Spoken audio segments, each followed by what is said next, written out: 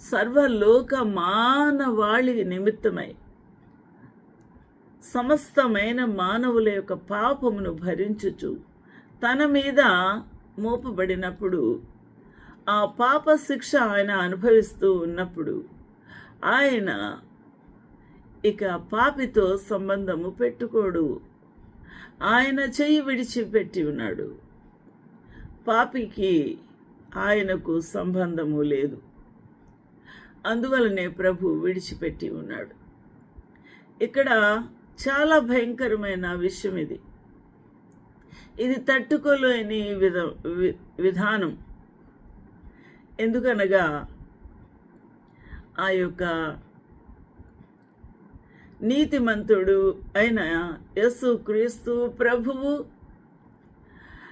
నీతిమంతుడు అయిన యేసుక్రీస్తు ప్రభువు ఇక్కడ పాపిగా మారవలసి వచ్చింది.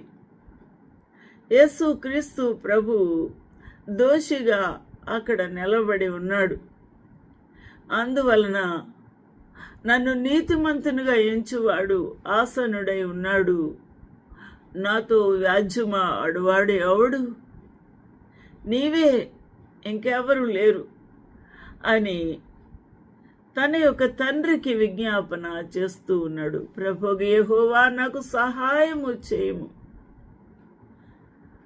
నా మీద నేర స్థాపన చేసి ఉన్నారు వీరెవరు అని ప్రభువుని అడుగుతూ ఉన్నాడు.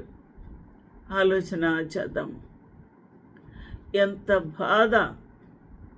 లేఖనములు నెరవేరునట్టు ఆయన ప్రార్థించుచూ ఉన్నారు.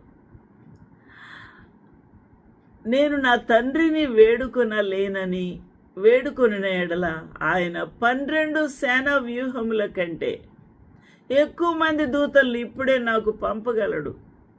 ఒక వ్యూహమునకు 6,000.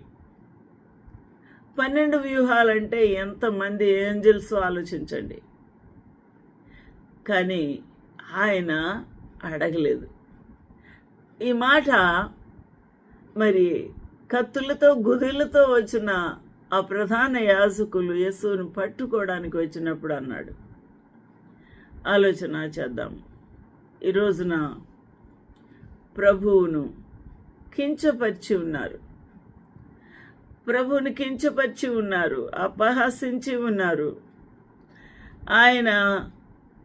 ఆయనను చూచి పెదవులు విరిచి ఉన్నారు, తల ఆడించుచు అపహాసించు